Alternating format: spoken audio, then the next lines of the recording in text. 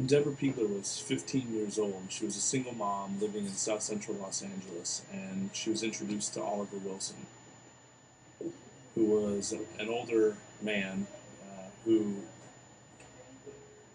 took Deborah in ostensibly to be her boyfriend and to help her take care of her child. Her mother introduced him to her, and originally he came across as very charismatic and charming, kind of swept Debbie off her feet.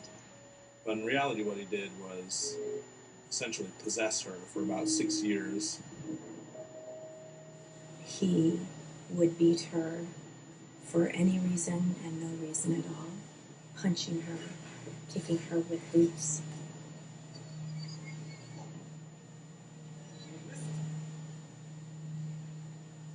He forced her into prostitution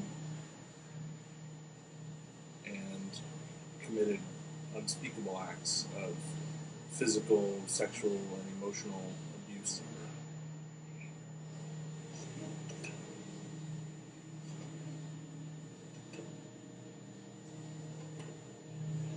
He would beat her with a bullwhip, have her lay down on the floor,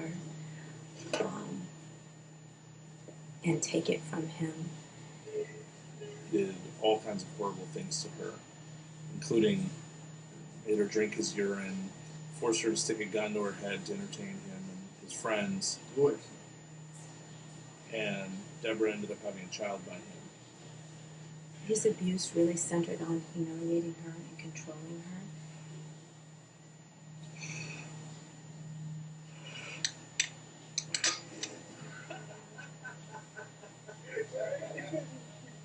She would have to hold hot ashes in her hand and tell him that she loved him. He did this as part of the lifestyle that he lived in as a pimp and a drug dealer. She tried to escape him numerous times, and each time she was brought back forcibly. And the last time she escaped, after they'd been together for about 6 years, she was hiding out in her mother's place.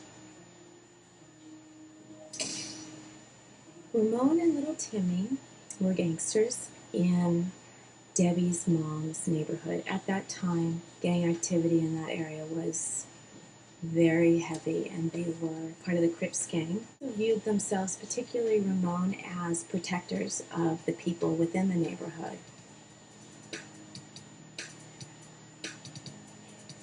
And Oliver was out of his element, out of his neighborhood, and didn't always have other people to back him up.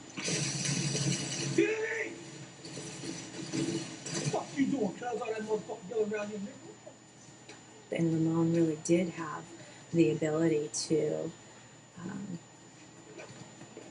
beat Oliver and protect Debbie.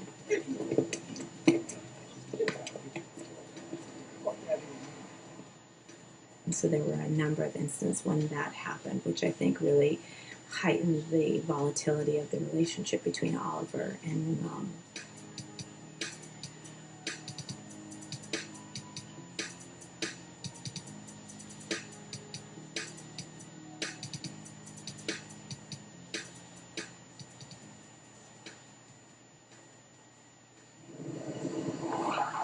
Oliver showed up with some friends, all of whom were armed, and threatened to kill everyone, including the daughter that he had with Deborah, who was inside, if she refused to come back to him. Ramon was there, and Ramon did not at that time have a gun on him. And so I think he felt incapacitated at that moment. He could not defend himself.